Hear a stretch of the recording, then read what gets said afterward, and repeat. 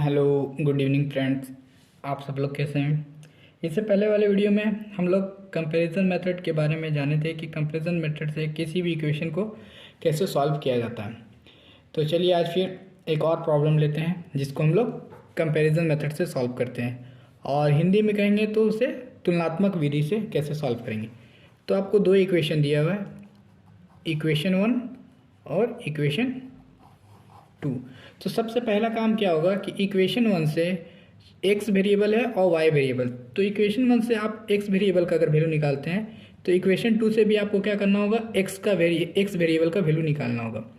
या इक्वेशन 1 से आप y वेरिएबल निकालते हैं, y का वैल्यू निकालते हैं, तो इक्वेशन 2 से भी आपको y का वैल्यू निकालना होगा, और उसके बाद हम लोग आपस में उसको क्या कर लेंगे, कंपेयर कर लेंगे।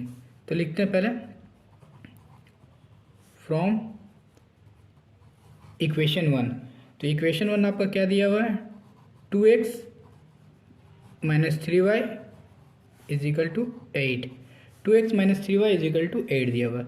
तो 2x is equal to 8 minus 3y इधर आया तो प्लस 3y, और x is equal to 8 plus 3y। 2 कहाँ आएगा आपका, बाई में। तो इक्वेशन 1 से आप x का वैल्यू निकाल लिए, इसको हम लोग लिख देते हैं इक्वेशन 3। सेम काम आप इक्वेशन 2 से भी करेंगे, from dot dot dot equation 2। तो इक्वेशन 2 आपको क्या दिया, x प्लस वाई बाई में x minus y is equal to 7/3। तो देखिए ये इक्वेशन 2 आपको फ्रैक्शन के रूप में दिया हुआ, तो फ्रैक्शन के रूप में दिया, तो सबसे पहले आप क्या करेंगे, इसका क्रॉस मल्टीप्लिकेशन करेंगे। तो क्रॉस मल्टीप्लिकेशन करेंगे तो इधर से 7 से x का मल्टीप्लाई होगा आपका 7x, माइनस 7 से y का मल्टीप्लाई होगा 7y, 3 से मल्टीप्लाई करेंगे 3x प्लस 3y। उसके बाद क्या करेंगे कि x को एक तरफ कर लेते हैं, तो इधर 7x है बराबर के इधर 3x, इसको इस तरफ लाएंगे, साइन चेंज होगा, प्लस 3x था, इधर आया माइनस 3y, बराबर की इस तरफ क्या आपका 3y है, और बराबर की इस तरफ माइनस 7y, इस तरफ आएगा आपका साइन चेंज होगा, माइनस से हो गया प्लस 7y, और 7x में से 3x गया तो आपका 4x, और 3y और 7y ऐड करेंगे तो आपका 10y, और x is equal to 10y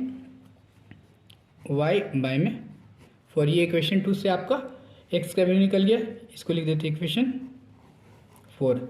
तो दो इक्वेशन 1 से x का वैल्यू निकल गया, इक्वेशन 2 से भी x का वैल्यू निकल गया। अगर आप इक्वेशन 1 से y का वैल्यू निकालते हैं तो इक्वेशन 2 से भी आप y का वैल्यू निकालते हैं, फिर दोनों को आपस में कंपेयर कर लेते हैं। तो चलिए हम लोग x का वैल्यू निकाल लिए इक्वेशन 1 से, और x का वैल्यू निकाल लिए इक्वेशन 2 से। तो अब ये दोनों को आपस में हम लोग क्या कर लेंगे, कंपेयर। तो क्या लिखेंगे, कंपेयरिंग इक्वेशन 3 एंड इक्वेशन 3 और इक्वेशन 4 को आपस में हम लोग कंपेयर कर लेंगे। तो इक्वेशन 1 से x का वैल्यू ये निकालें हम लोग, तो इसको लिखते हैं क्या है, 8 प्लस 3y बाई में 2 इज इक्वल टू, और इक्वेशन 4 से हम लोग जो वैल्यू निकाले हैं ये है आपका 10y बाई 4। तो इसको लिख लेते हैं 10y बाई में 4, और क्या करेंगे, क्रॉस मल्टीप्लिकेशन कर देंगे। ये भिन्न के रूप में है, फ्रैक्शन के रूप में है, तो क्रॉस मल्टीप्लिकेशन होगा, 4 से इधर मल्टीप्लाई, 2 से इधर मल्टीप्लाई, तो कर लेते।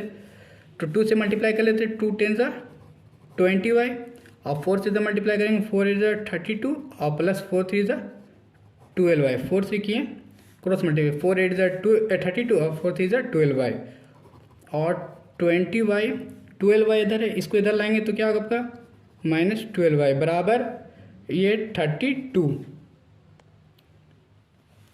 और 20y में से 12y घटाएंगे तो कितना y बचेगा आपका 8y इज इक्वल टू 32, और y इज इक्वल टू 32, 8 कहाँ जाएगा डिवाइड में, 8 के टेबल में 32 4 बार में, और y इज इक्वल टू आपका क्या गया 4। कंपेयर करने से किसका वैल्यू आया आपका y, x को कंपेयर किए y का वैल्यू, अगर y को कंपेयर करते तो x का वैल्यू आता, तो y आ गया। आप क्या करेंगे, y का वैल्यू आप इक्वेशन 1 से जो x का वैल्यू निकाले 3 में, और इक्वेशन 2 से जो वैल्यू निकाले आपका 4 में, तो आप दोनों में से किसी में भी पुट कर सकते हैं। तो चलिए आज हम लोग इक्वेशन 4 में पुट करते हैं। क्या लिखते हैं, पुटिंग द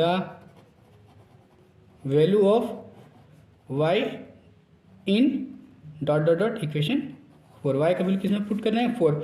अब जो निकाले इक्वेशन 1 से 3 और इक्वेशन 2 से 4 दोनों में से किसी में भी आप पुट कर सकते हैं। तो चलिए हम लोग इक्वेशन 4 में पुट करते हैं। इक्वेशन 4 क्या दिया, x इजिकल टू 10 वाई था तो y मल्टीप्लाई में तो 10 इंटू 4, अब y में 4 से 4 आपका कट गया तो x इजिकल टू क्या बचा आपका 10 और y इजिकल टू आपका क्या है 4।